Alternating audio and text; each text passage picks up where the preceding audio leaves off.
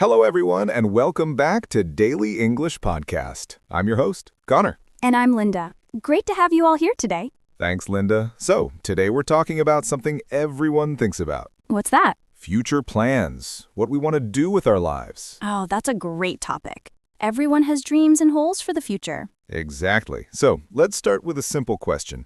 Do you think it's important to have plans for the future? I do think it's important, yes. Having goals gives you direction. What do you mean by direction? Well, if you don't know where you're going, how will you know which steps to take? That's a good point. Plans help you move forward purposefully. Right, instead of just drifting through life. But some people say planning too much takes away spontaneity. That's true. There needs to be a balance. Between planning and being flexible? Exactly. You should have goals, but also be open to unexpected opportunities. I like that approach. What kind of future plans do people usually make? Well, there are different types. Career plans, educational plans, financial plans, personal goals. Let's start with career plans. How do people decide what career they want? That's tough. Many people struggle with this decision Why is it so hard? because there are so many options, and you're supposed to choose something you'll do for years. That's a lot of pressure, especially for young people. It really is, and interests change over time too. So what you want at 20 might be different from what you want at 30. Exactly. That's why I think it's okay to change careers. You mean it's not a failure to switch paths? Not at all. It shows growth and self-awareness. How should someone choose a career path? I think you should consider your interests, skills, and values. Can you explain each of those? Sure, interests are what you enjoy doing. Skills are what you're good at. Values are what matters to you. And ideally, you find a career that combines all three. That would be perfect, yes, though it's not always easy to find. What if someone has no idea what they want to do? That's normal. Try different things. Intern, volunteer, explore options. Experience helps you figure out what you like and don't like. Exactly. You can't always know from the outside what a job is really like. Let's talk about educational plans. Is more education always better? Not necessarily. It depends on your goals and field. What do you mean? Some careers require advanced degrees. Others value experience more than education. Can you give examples? Sure. To be a doctor or lawyer, you need specific degrees. But for many tech jobs, skills matter more than degrees. So you should research what's needed in your chosen field? Yes, and also consider the cost. Education can be expensive. That's a big consideration. Student loans can be a burden for years. They can. So you need to think about return on investment. What does that mean? Will the degree help you earn enough to justify the cost? That makes sense. It's a practical consideration. It is, though education also has value beyond just earning money. Like what? Personal growth, critical thinking, making connections, exploring interests. So it's not just about future salary. No, but finances are important to consider too. What about financial planning?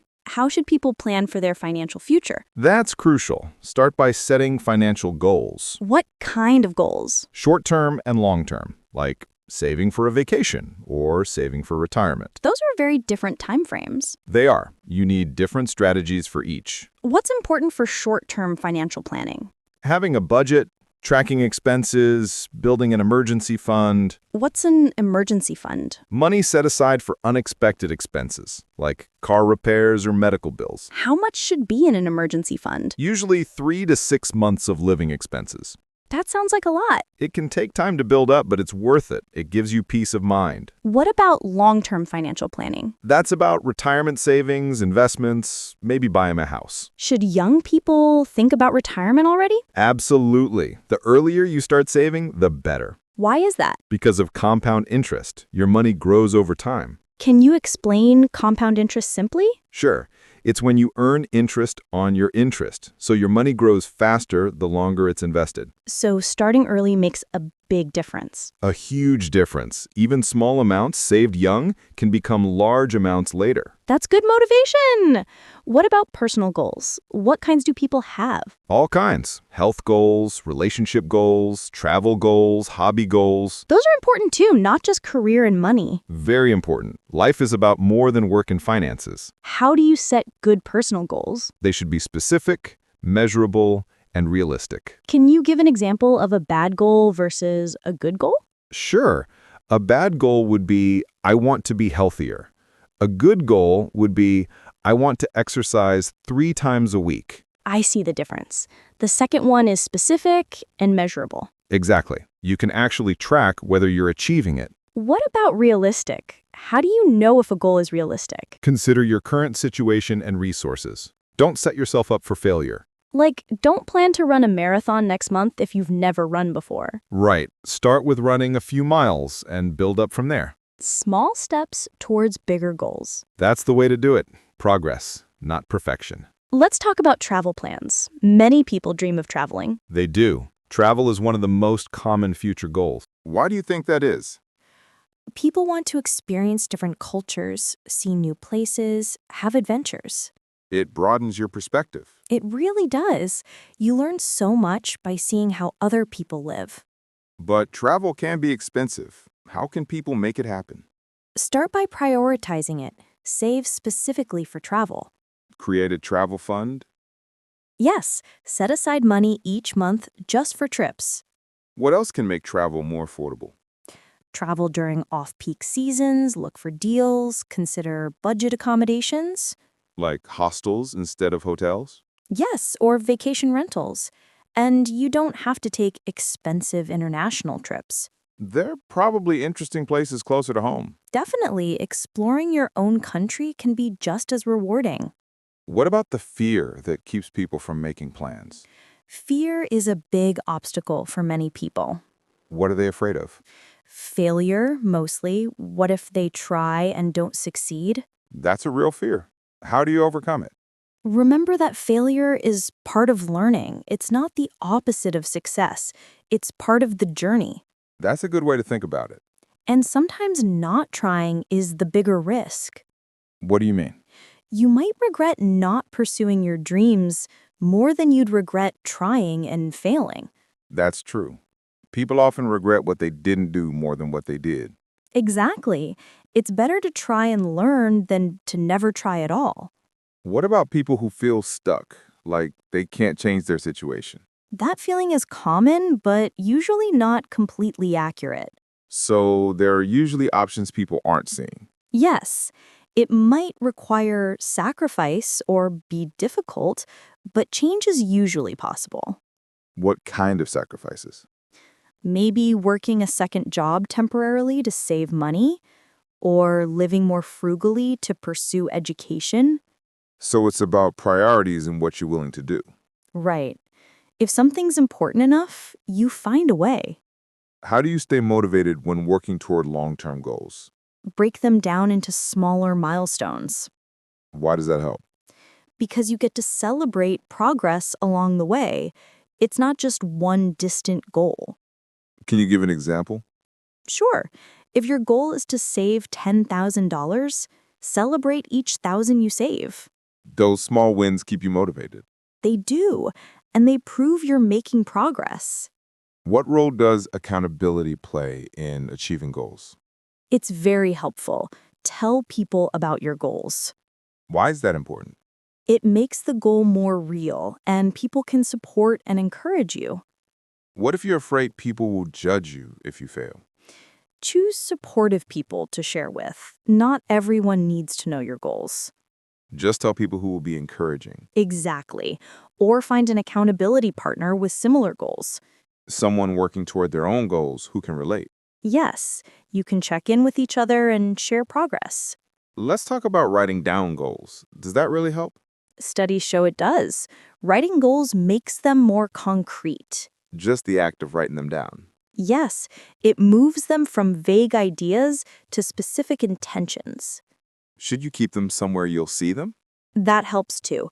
Visual reminders keep goals top of mind. What about vision boards? Are those useful? For visual people, yes. A vision board is a collage of images representing your goals. Does that actually work? If it motivates you, then yes. Different things work for different people. The key is finding what works for you. Exactly. There's no one right way to pursue goals. What happens when plans don't work out? How do you handle that? That's an important question. Plans often need adjusting. Is that okay or is it giving up? There's a difference between adjusting and giving up. Can you explain the difference?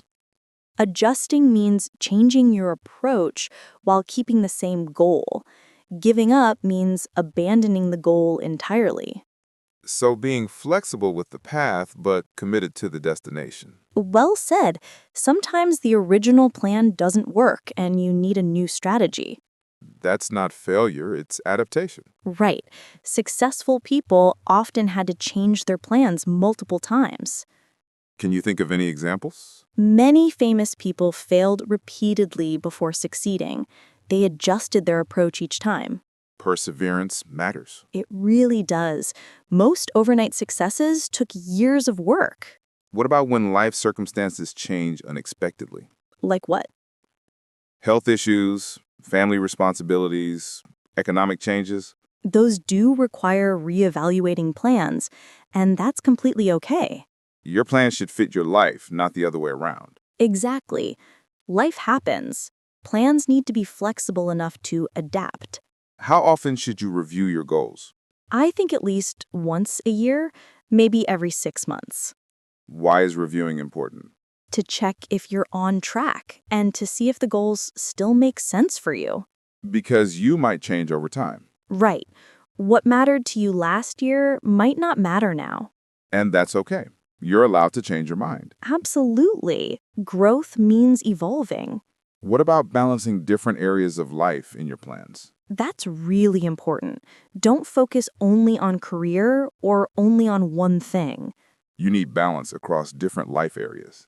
Yes, career, relationships, health, personal growth, fun, all of these matter.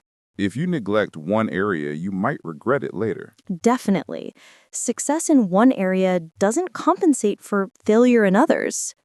What's your best advice for someone planning their future? Start now. Don't wait for the perfect time. Why you start now is important. Because the perfect time never comes. There will always be obstacles. So just begin where you are with what you have. Exactly. Even small actions move you forward. Any other advice? Be patient with yourself. Change takes time. Don't expect everything to happen immediately. Right. Trust the process and keep going. Those are great words to end on. We've covered so much today. We really have, from career planning to financial goals to personal dreams. I hope our listeners feel inspired to think about their own future plans. Me too.